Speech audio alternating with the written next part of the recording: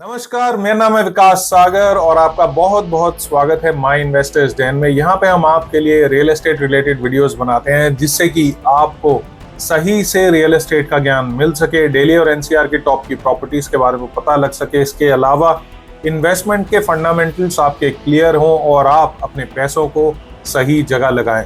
आज की इस वीडियो में मैं आपको बताने वाला हूं top developers of Delhi. Exactly सिर्फ दिल्ली की बात करेंगे यहाँ पे हम, क्योंकि दिल्ली की अगर हम पास्ट की बात करें तो दिल्ली में डीएलएफ ने सारी कॉलोनीज कट की थी पहले।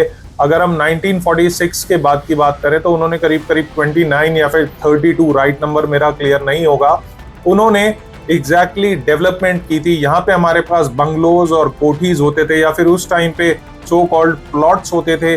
जितने भी लोग पार्टीशन के बाद पाकिस्तान से इंडिया आए, मतलब by that time so called India, उन लोगों ने आउटर दिल्ली के अंदर इन कॉलोनीज के अंदर इन्वेस्टमेंट्स की थी और डीएलएफ का मेन रोल ये रहा था कि उन्होंने दिल्ली की डेवलपमेंट करने का बीड़ा उठाया था। तो इसी बात को अगर हम आगे कंटिन्यू करें तो डीएलएफ ने उस टाइम पे अपने हिसाब से डेवलपमेंट लॉट्स के हिसाब से की थी, जिसे हम कहते हैं प्लॉटिंग, और फिर आज लोग उसमें रह रहे हैं, उनके बंगलोज हैं, वहां पे कमर्शियल एरिया भी बन चुका है। अगर हम बात करें साउथ एक्स की, हम बात करें डेरावाल नगर मॉडल टाउन की, अगर हम बात करें रजौरी गार्डन की, हम बात करें कीर्ति नगर की, ये सारी कॉलोनीज डीएलएफ की थी। लेकिन after 1959 when 1962 got DDA, Pandit Jawaharlal Nehru ने जब डीडीए एस्टैब्लिश किया, जब उन्होंने बोला कि 5 ईयर प्लान हम इम्प्लीमेंट करेंगे और हम डेमोक्रेसी की तरफ चलेंगे, तो उन्होंने बिल्कुल डीएलएफ को साइड कर दिया। लेकिन डीएलएफ के पास कोई ऑप्शन नहीं था। 1985 में डीएलएफ ने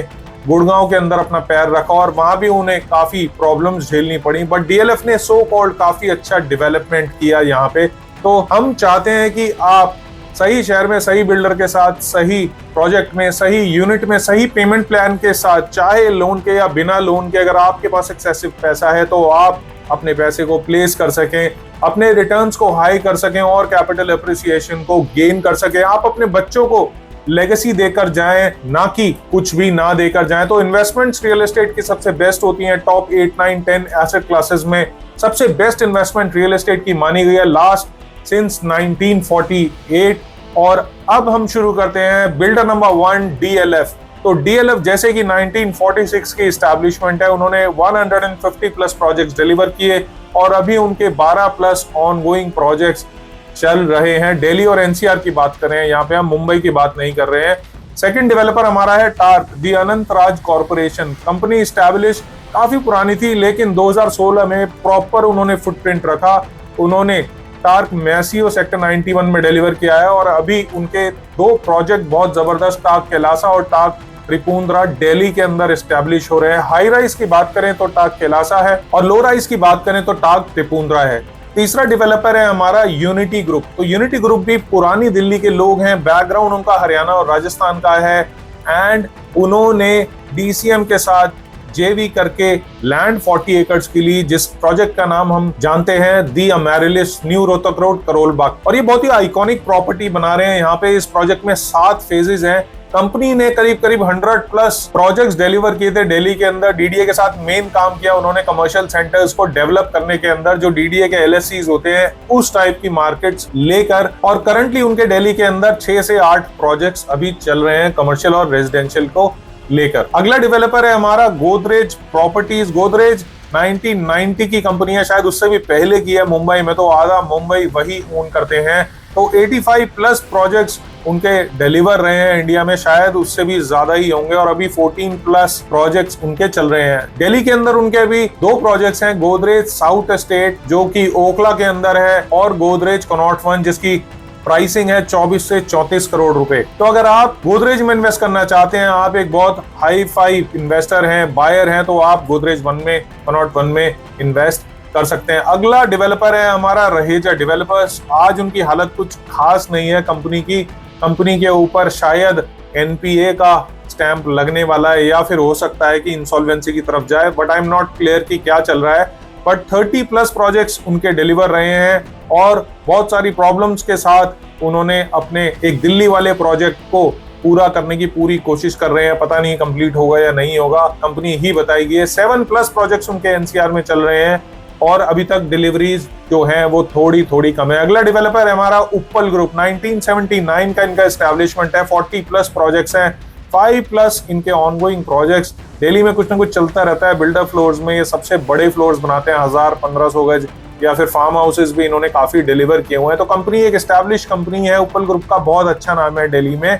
उसके बाद आता है हमारे पास नोवा डेवलपर, पार्श्वनाथ डेवलपर। पार्श्वनाथ जो है वो 1984 का डेवलपर है, 60+ प्रोजेक्ट्स इन्होंने डिलीवर किए दिल्ली एनसीआर के अंदर, और पंजाब के अंदर कुछ इन्होंने डिलीवर किया, हरियाणा में भी है, एंड 15+ इनके करंट प्रोजेक्ट्स हैं। बट कंपनी का भी बुरा हाल है, कंपनी उस लेवल पे नहीं चल रही है जिस लेवल पे होनी चाहिए। इसके बाद आता है रेस्टलैंड, एक सिंगापुर बेस्ड कंपनी है। रेस्टलैंड स्काई मैंशन एक प्रोजेक्ट है हमारा छतरपुर के अंदर, हाई राइज अपार्टमेंट्स है, लोकेशन काफी अच्छी है, और जिसको साउथ दिल्ली में अगर हाई राइज में जाना है और दिल्ली को नहीं छोड़ना है तो this is one of the projects जिसमें आप जा सकते हैं। रेस्टलैंड के इंडिया के अंदर 3 प्रोजेक्ट हैं और 2-3 प्रोजेक्ट्स इनके अभी पाइपलाइन में कुछ ना कुछ चलता रहता है। लैंड बैंक थोड़ा बहुत कंपनी के पास है। अगला डेवलपर है हमारा मैक्सवेल ग्रुप, जो नॉर्थ दिल्ली के बेसिकली अभी डेवलपर रहे हैं, उससे पहले वो देहरादून में डेवलपमेंट कर चुके हैं। अभी इनके 10+ प्रोजेक्ट्स जो हैं वो कंप्लीटेड हैं, एंड इनका एक प्रोजेक्ट मैक्सवेल छोटा सा कमर्शियल है, 1 एकड़ का, वो 0.75 एकड़ का टू बी प्रिसाइज, वो द्वारका में चल रहा है। यहाँ पे हमारे पास स्पेशल इन्वेंट्री है इन प्रोजेक्ट्स के अंदर, तो अगर आपको कोई भी यूनिट लेना है तो आप हमसे कनेक्ट कर सकते हैं। And the last project is Eldeco Camelot. Eldeco group यहाँ पे 1988 का ग्रुप है, 150-200+ इनके प्रोजेक्ट्स डिलीवर हो चुके हैं नॉर्थ इंडिया के अंदर, और द्वारका के अंदर अभी इनका एक प्रोजेक्ट है सेक्टर 17 के अंदर, बिल्कुल स्पोर्ट्स कॉम्प्लेक्स के साथ है, बहुत ही प्राइम लोकेशन है, और प्राइसिंग 10 करोड़+ है। तो ये थे 12 डेवलपर्स जिन्होंने अपना फुटप्रिंट दिल्ली के अंदर छोड़ा। सिर्फ एक डेवलपर रहेगा, डेवलपर ऐसे हैं जिनका थोड़ा सिस्टम अभी ठीक नहीं चल रहा है फाइनेंस के हिसाब से अगर देखें। बाकी जितने डेवलपर्स हैं उन्होंने डिलीवरीज भी की है, पैसा भी कमाया है, और इनके इन्वेस्टर्स बायर्स ने भी पैसा कमाया है, और आने वाले टाइम में भी पैसा कमाएंगे। देखिए, रियल एस्टेट में कभी भी देर नहीं करनी चाहिए। Don't wait to buy real estate, buy real estate and wait.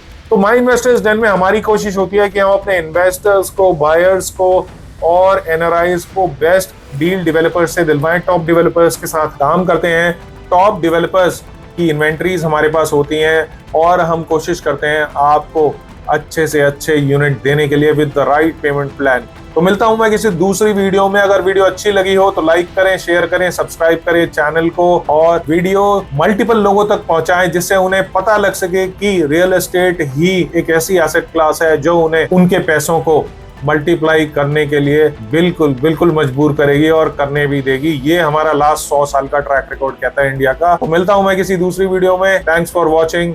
जय हिंद।